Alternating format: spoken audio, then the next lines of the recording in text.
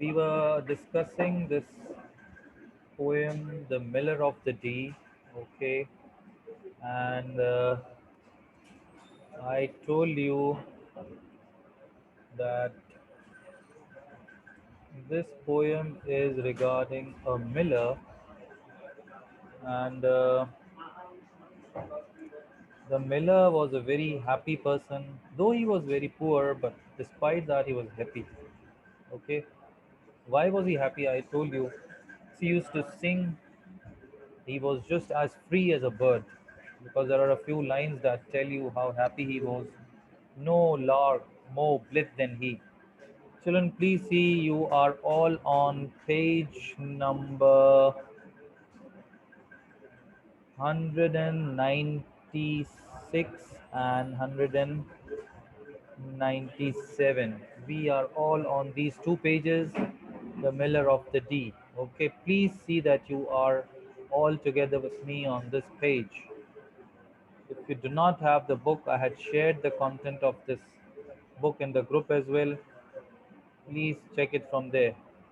All right, I'm starting the explanation of the last stanza now. Before that, I'll just tell you briefly what we studied in the previous stanzas. I told you the first stanza is telling you that there was a miller who lived near the river D. D is basically the name of the river. River का नाम है D, T-double-E. वहाँ ये रहता था and he was very happy.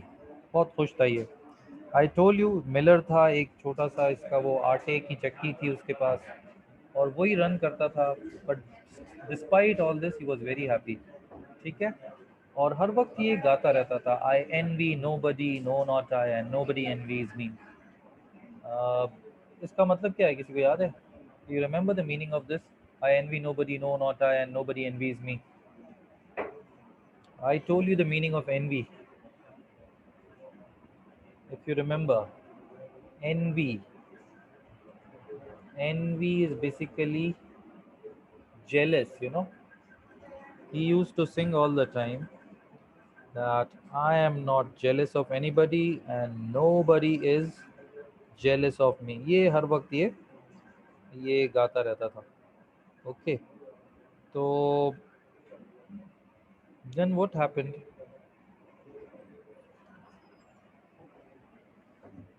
One day a king was passing from there and the king saw this person singing. King ने इसको देखा यार ये हर वक्त इतना गरीब आदमी है इतना हैप्पी कैसे है ये हर वक्त गाता रहता है कि कोई इससे जेलस नहीं है ये किसी से जेलस नहीं है हाउ इज दिस पॉसिबल. तो किंग ने इसको कहा कि यार डाउट रॉन्ग माय फ्रेंड तुम बिल्कुल गलत कह रहे हो. ये कह रहा है यार मैं जो हूँ I am jealous of you. I am the king, but despite being the king, I am jealous of you.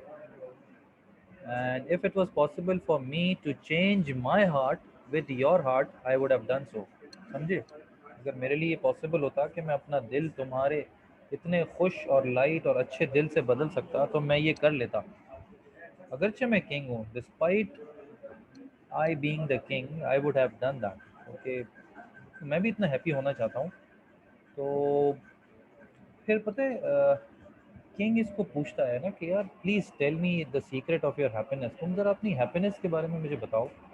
How are you so happy? तुम इतने हैप्पी कैसे हो? तो थर्ड स्टैंजा के अंदर फिर मिलर जो है अपना सीक्रेट बताता है हैप्पीनेस का. वो कहता है कि बड़ी बड़ी रिस्पेक्ट से जवाब देता है किंग को कि देखो I earn my bread, I love my wife, I love my children. यानी उसको कहता है कि मैं अपने फ्रेंड से अपने बीवी बच्चों से बहुत मोहब्बत करता हूँ, मैं खुद अपनी रोज़ी रोटी कमाता हूँ. I owe no penny I can not pay. और मेरे सर पे किसी का भी उधार नहीं है. I do not have to pay anybody a single पेनी.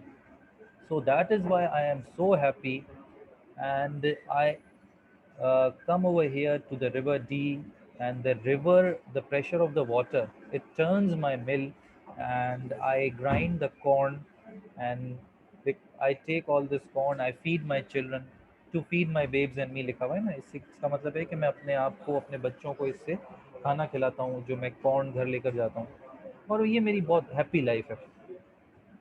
यहाँ तक हमने स्टडी किया था. Now the last stanza. जब किंग ने ये सारी बातें सुनी ना, तो क्या कह रहा है king? Good friend said hall and site a while. देखो ये वर्ड यहाँ पर मैं इसको लिख रहा हूँ, sighed, SIGHED। Sighed means to take a deep breath. ऐसे हम करते हैं ना कोई बात सुन के, हाँ यार ये बात तो है, जिस तरह आप एक डीप ब्रेथ आप लेते हैं ना, तो this is basically called a sigh. He sighed and he took a deep breath। ठीक है, मैं यहाँ इसका मीनिंग भी लिख देता हूँ, ब्रीथ डीपली। साइड का मतलब तो इसने ऐसे एक आह भरी एक डीप ब्रेथ लिया और उसको कहा कि हाँ यार, यानी मतलब ये कि उसने बात को एक्सेप्ट किया कि हाँ यार बात तो सही है कि इंसान अगर किसी से हसद ना करे, अपनी फैमिली का ख्याल रखने, अपने वालदेन के साथ रहे, अपने फैमिली के साथ मिलजुल कर खुश खुश रहे, और किसी से कोई पैसे लेने देने ना हो, तो इस तरह का आदमी तो वाकईतन बड़ा खुश रहेगा। तो such a man will always remain happy. उसने कहा गुड फ्रेंड सेड हॉल। ये said Hall, Hall is the name of the king, अच्छा डू नॉट फॉरगेट। तो मैं दोबारा रिपीट कर देता हूँ, Hall is the name of the king, all right? Children, please do not unmute yourself during the class. I don't know how did they unmute us. It was locked over here. Anyway,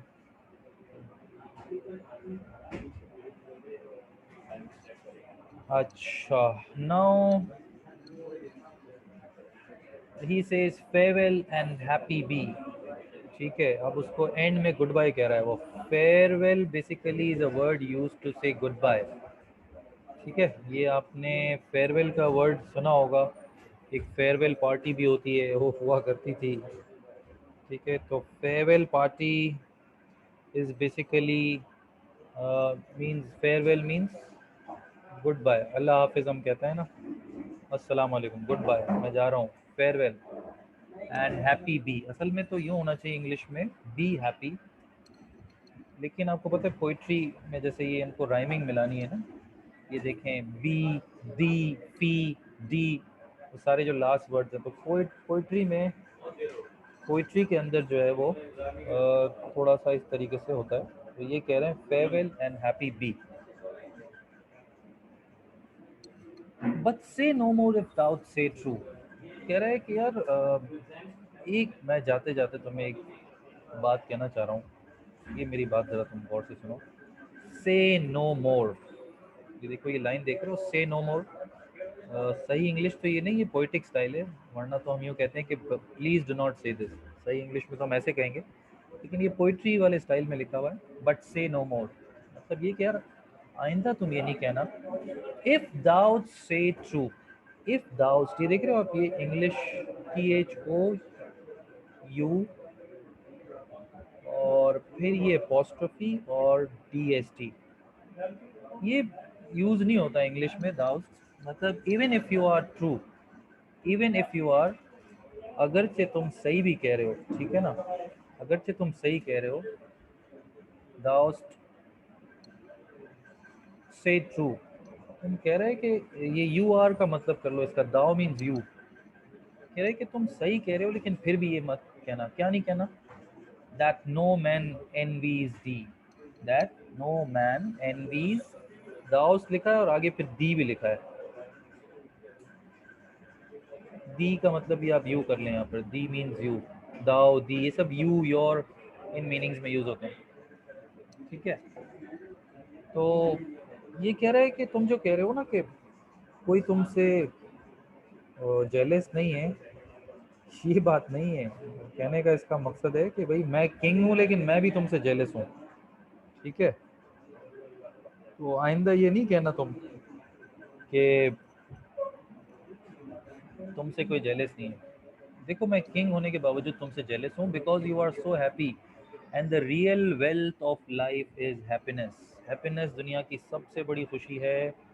इंसान के पास सब कुछ हो और happiness ना हो, तो इसका मतलब वो बहुत ज़्यादा प्रॉब्लम में है, गरीब है, टेंशन में है। ये कह रहा, I am the king but I am not happy like you, you are a poor man but you are happy, So I am jealous of you because of your happiness. All right. और and में देखो इसको इतनी ज़बरदस्त बात कह रहा है, दाई दाई मीन्स योर, और ये एक वर्ड यूज़ कर रहा है मीली कैप। मीली मीन्स जिसके ऊपर पार्टिकल्स लगे हुए हो मील के ना, particles, tiny particles of the meal, उसके जो मील वो जो कॉर्न ग्राइंड करता था ना, तो उसके ज़र्रात उस पर लग जाते थे, तो इसके ऊपर ये पार्टिकल्स ऐसे लगे हुए थे। इसको कह रहा है your Dai mealy cap means your mealy cap is worth my crown. भाई ये तुम्हारी जो मैली सी एक अजीब सी कैप तुमने पहनी हुई है, this is worth my crown. इसकी जो जो इसकी जो प्राइस है ये मेरे क्राउन के बराबर है। ठीक है, मेरा बादशाह के सर पे आपने देखा है ना एक ताज होता है, क्राउन होता है, तो ये उसकी मिली कैप को अपने क्राउन से कंपेयर कर रहा है। दाई मिल माई किंगडम्स फी। नेक्स्ट लाइन आप देख रहे हैं, कह रहे ये तुम्हारी छोटी सी जो मिल है यहाँ पर, ये जो चक्की है, ये गोया के पूरे मेरे किंगडम की कीमत है। यानी इस जो मेरे किंगडम से मुझे खुशी नहीं मिल रही, ये तुम्हें तुम्हारी इस मिल से मिल रही है। दाई मिल माई किंगडम्स फी। आप इंग्लिश का देखें, लैंग्वेज का स्टाइल देखें, बी दी फी, यानी वो राइमिंग कैसी उसको मैच कर रहा है। Such men as though are England's boast. एक और वर्ड है ये BOAST, boast. You know the meaning of boast?